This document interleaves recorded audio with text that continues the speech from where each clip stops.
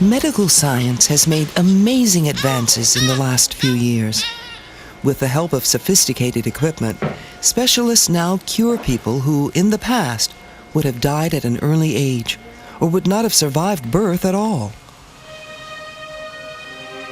Many children in the industrialized world are born so prematurely that they must be rushed to an intensive care unit immediately after birth.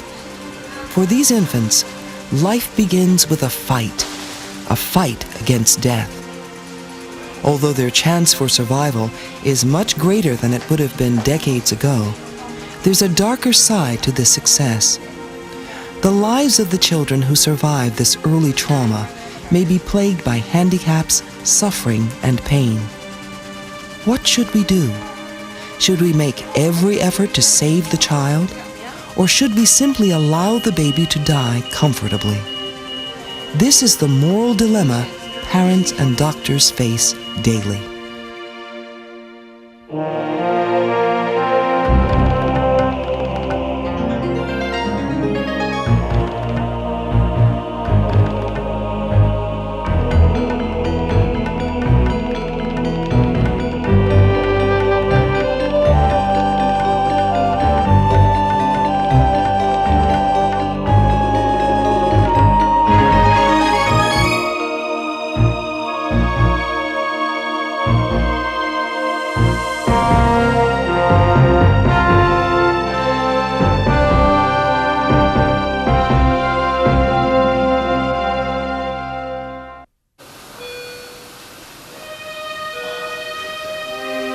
Deze tweeling die is 3 dagen geleden geboren. These twins were born 3 days ago, far too early. 26 weken en een paar dagen. After a pregnancy of only 26 weeks plus a few days. The first child is doing very well at the moment. His twin brother is having a lot of trouble breathing, and his lungs aren't fully developed yet. We'll just have to wait and see how things develop. Over the past 3 days, we've tried all technical possibilities at our disposal to stimulate the development of the lungs.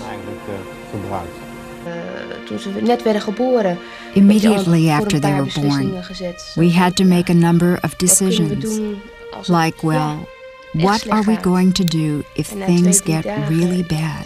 And after 2 or 3 days, things went from bad to worse, and you don't quite realize what is going on. And yet you think, yes, the doctors, they think it's all right, so let them do what they think is right. Will the child live? Will he be handicapped, even severely disabled? And if that happens, will his life be worth living? Too many uncertainties for a clear-cut decision.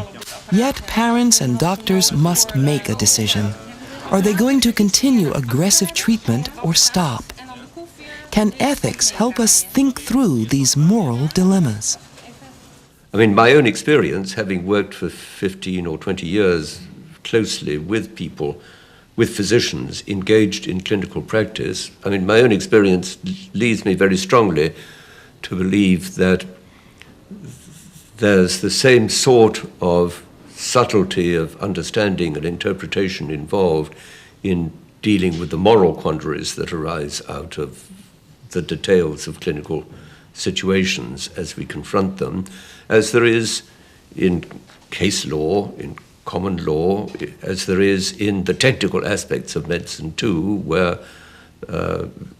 great complexity of detail has to be taken into account.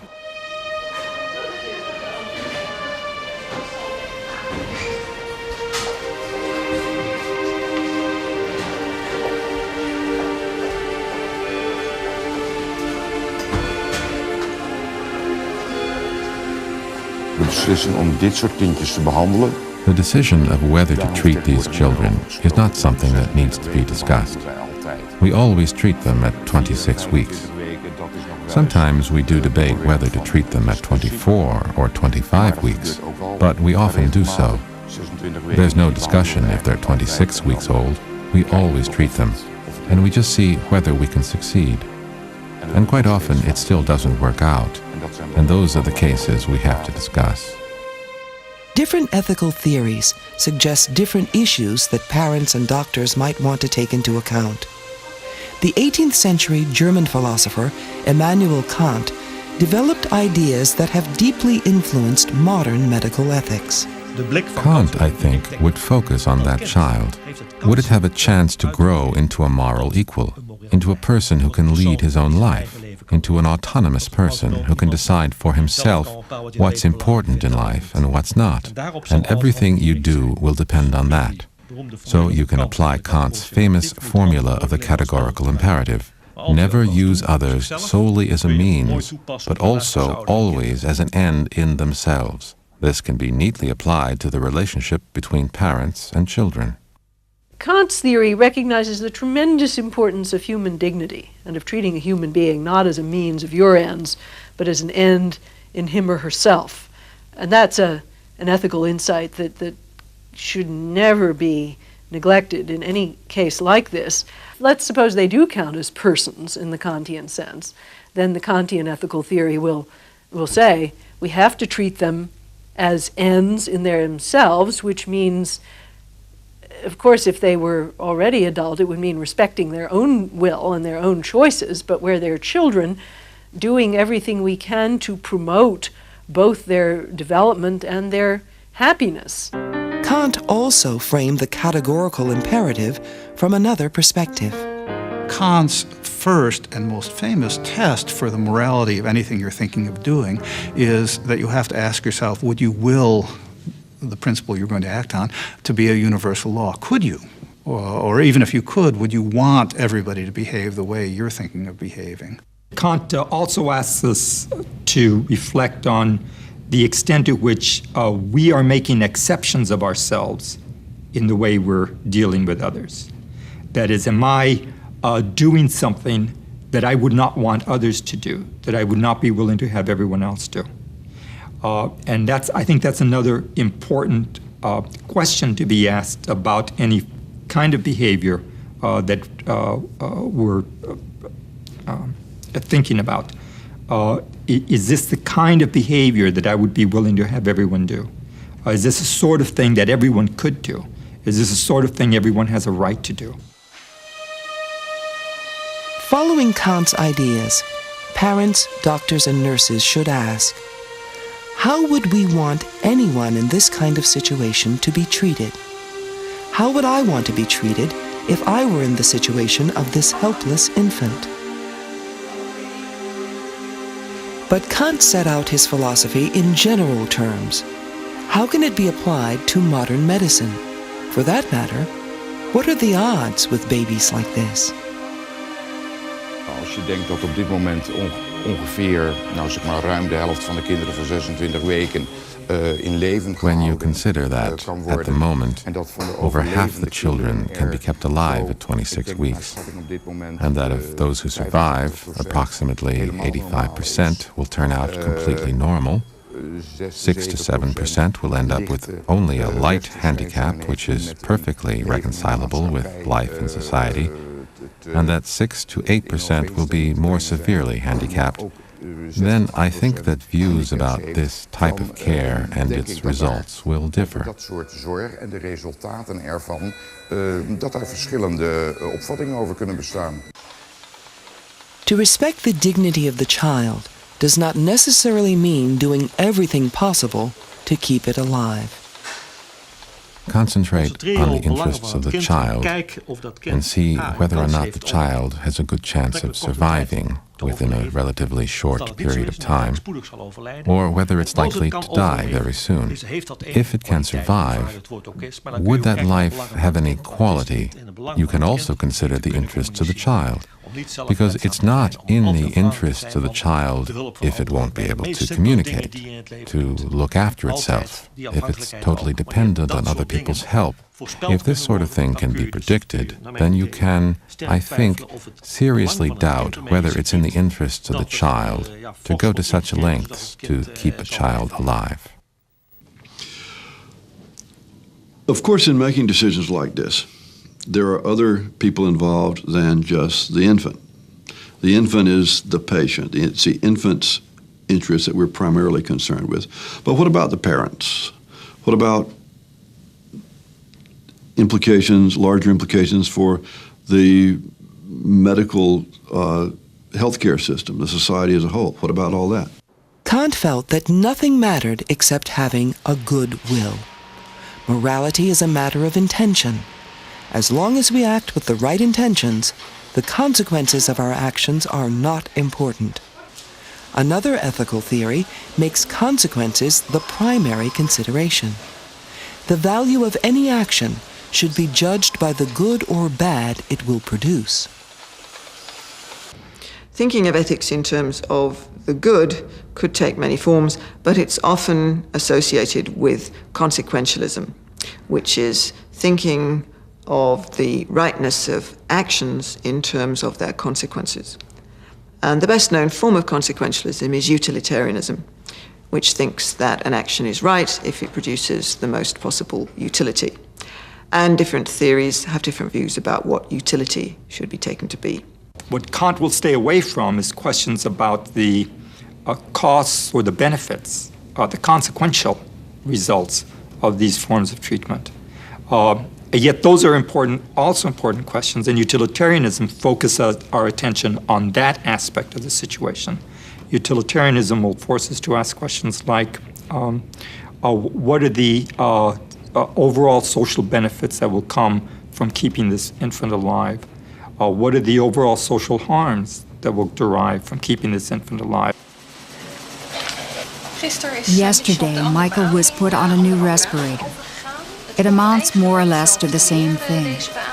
But as I told you yesterday, to get the pressures with the other machine, we had to administer lots of liters of air per minute. With this new machine, we don't need to do that, which is why he was put on this machine yesterday. Of course, you'd heard about it and come across it in your own social circle of neighbors and friends. But every child is different. It's very hard to say. How will the child respond? How will that child develop? It just varies. Michael has had 2 minor brain hemorrhages. How will it affect him? What problems might we still run up against? And they really didn't know at that time. Utilitarianism in any form requires you to be able to estimate consequences, either of a given action or of a policy. And of course, we don't know the future. We don't know it at all well. And now people sometimes say, well, utilitarianism never actually tells you what you should do. It just tells you what you should have done. Because after you see some of the consequences, you say, oh yeah, that would have worked best. Kantian ethics focus on the dignity of the individual. Utilitarianism tries to take a broader view and deal in numbers. It's a social ethic whereby you try to make decisions about your behavior on the basis of the interests of all those concerned. If many children are born who will never be able to take care of themselves, who will remain dependent on all sorts of medical treatment, then this will place a serious burden on our healthcare system. And a utilitarian would thus simply take this into account when weighing up the balance. He'd say, well, if we devote all our medical care to such cases, it will be at the expense of the treatment of other things, such as care of the elderly, who will then get less attention, but who would, of course, like to have more care. There would simply be no room or time for that, because all the time is taken up by the children in this example. A utilitarian would thus also take into account the interests of society.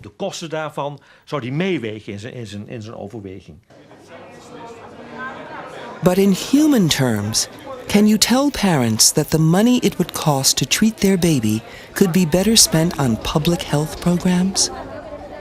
With the utilitarian theory, where we act as though everything's a matter of trade-offs, where we're just kind of producing the largest total benefits, here again we don't get that sense of the deep tragedy of a case like this. The parents are the ones who have to deal with and live with the baby. They are the ones whose feelings, whose emotions are most immediately and intimately connected with the outcome. Sure, the parents' interests matter a lot. Well, the other problem is that the parents only learned yesterday that the scan showed that the baby has had brain hemorrhages on both sides. They thought that the breathing was the biggest problem, actually. So they were very upset when they returned from the consultation. They talked to a doctor again today and discussed it again. They also know that the brain scan was still the same, and that otherwise they'll just have to wait and see how things go. We're glad, though, that things are stable tonight.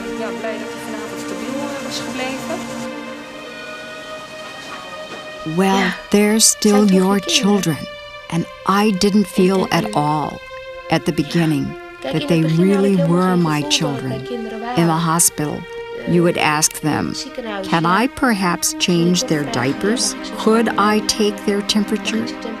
Just to be near my children and touch them and things.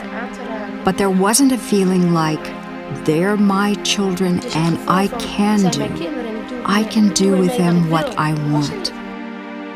Parents have a major role in these decisions. They must give their approval before the medical staff can initiate or withdraw treatment. From the perspective of Kant's philosophy, parents should put aside their own interests and see the child as an end in himself. For utilitarians, parents should pursue the greatest good for the greatest number and take into account the interests of all concerned, the child, themselves, and the wider society. A third view, virtue ethics, asks how a person can achieve happiness or the good life. It puts virtues and character at the center of this quest, and it sets every decision in relation to the character and life of the person making it. It starts from the idea that our life as a whole has a shape in that all our projects and all our values do fit together, that you can see your life not just as going on day by day, but that you can see each day in your life as the center of a circle, which is made up of all your ongoing commitments and projects and the values that you hold. The approach of virtue ethics is certainly going to focus on the question, what's the whole life going to look like? What are the possibilities and opportunities that these children would have in the whole of their life?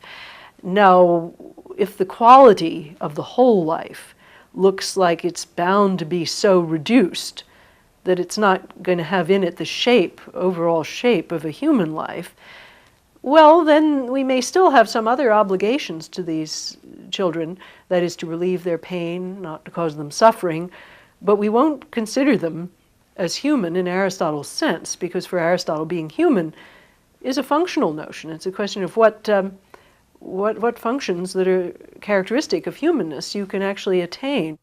Many of the central ideas of virtue ethics were laid out by Aristotle in the 4th century BC.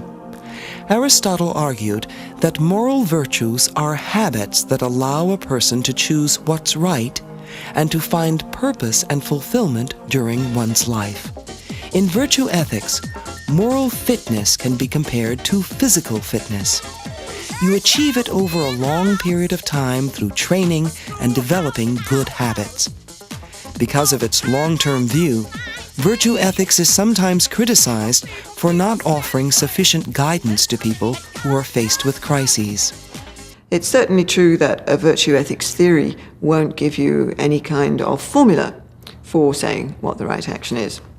Now, some people think that's a defect of virtue ethics, and I'd be more inclined to think it's a virtue of virtue ethics, because I think any theory which produces some kind of formula for right action, as say utilitarianism does, is unrealistic, because I think on reflection it's clear that there could be no such thing as a formula for right action. Yet there are some linkages between the virtues and our actions. There's two important linkages. One is the virtues are exhibited in our activities. Some of our activities are outcomes of our virtues. Courageous behavior is the outcome, the result of the virtue of courage. Compassionate behavior is the outcome of the virtue of compassion. Secondly, our behaviors form our virtues. Behaving compassionately tends to make you a compassionate person. Behaving bravely tends to make you a brave person. So, two questions that can be asked about any action from a virtue perspective are these. What kind of behaviors would the virtues require in this kind of situation? And what impact will these behaviors have on the virtues or the lack of virtue of the people involved? So, for example, we might ask if this child is allowed to die or maybe killed, what impact will that have on the character of the people involved? Will that make the doctors, for example, calloused? Will that make the doctors unfeeling? Will that lead them to lose compassion? And if so, then from a virtue perspective, we would say there's something wrong because of the kind of character that kind of behavior is going to lead to. A different approach that a virtue theorist might take to a particular action is to ask, what would be the courageous thing to do in this kind of situation? What would be the compassionate thing to do in this kind of situation? Because virtue ethics looks at each decision in the context of a whole life, it calls attention to conflicts among life's values. I guess the strength of the Aristotelian approach against the others is that it always understands that human life is full of conflict because there's a plurality of goods. You can't have them all the time. And so it's ready to say, look, there are many cases in which goods are simply conflicting and you're not going to be able to do everything you ought to do. For many years, I used to find Aristotle's ethics really very hard to follow because I was reading Aristotle expecting him to give me a recipe for finding out the difference between right and wrong and for discovering the right thing to do in any situation and the criterion for recognizing what was universally wrong. But that's not the way Aristotle depicts human life. He says that ethical questions are continually subject to reconsideration, that moral problems are like the problems of a steersman, for instance, who's taking his boat along a hazardous shore and has to decide when to change tack. He has his eye always on 100 things: the state of the water, indication of shoaling of the shore, the changing force of the wind, whether the sun is just setting, and so on. And it's the capacity to see through the complexities of the local conditions to a point at which you can take a reasonable decision. That's what is the mark of the wise steersman. And he says the same thing about doctors, that a wise doctor is one who doesn't think he has a cut and dried recipe for this whole disease. The wise doctor is the one who's monitoring the patient's condition and recognizing when he has to change the treatment in order to do the best possible for the patient. And ethics, he says, is like that. Ethics is in this respect subject to the occasion. Kantian, utilitarian, and virtue ethics all suggest issues that parents and doctors might take into account in deciding whether to prolong the life of a child. None offers a simple or clear-cut answer, but each suggests issues that most people would agree are important to consider. The right thing to do is what there are the best reasons for doing, what there are the most compelling, logical arguments for doing. Now, it's a feature of moral life. It's a common feature of moral life that there can be arguments on both sides of an issue. A lot of people don't understand this. A lot of people think that if they're on one side of an issue, that they have to have all the good arguments on their side. So I think the kind of wisdom we have in ethics is a kind of wisdom which is much better described using words like reasonable than it is words like rational. If we emphasize rationality too much in thinking about ethics and thinking about decision and action, we lead ourselves back into the trap of thinking that we can prove in a general kind of way what is right, what is wrong in all cases, in all circumstances. And that's not the way life goes.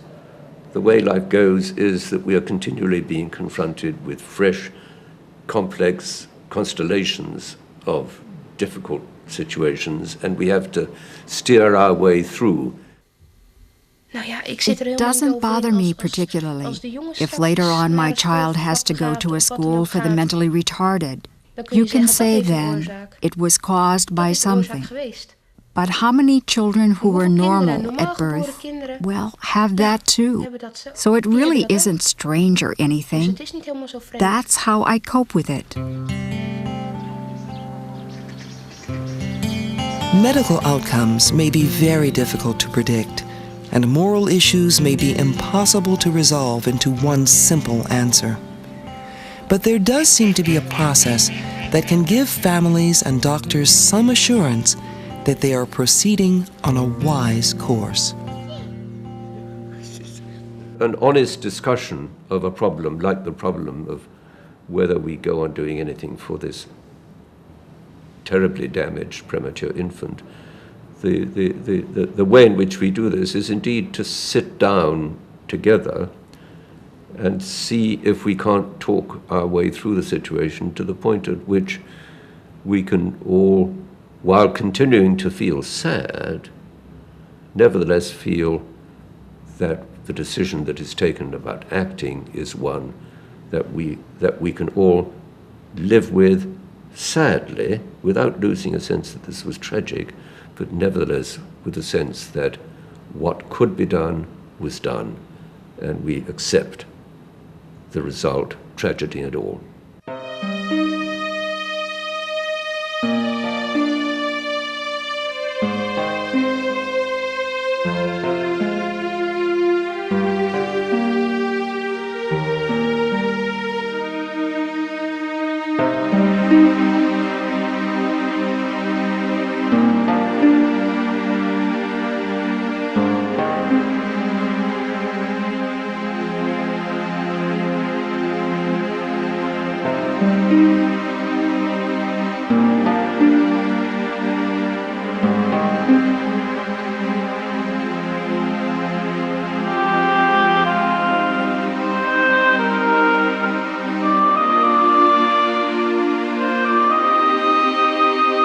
The Examined Life is a 26-part series for college credit. To purchase a video cassette or transcript of this program, call 626-796-7300 or visit us online. Please order by program number.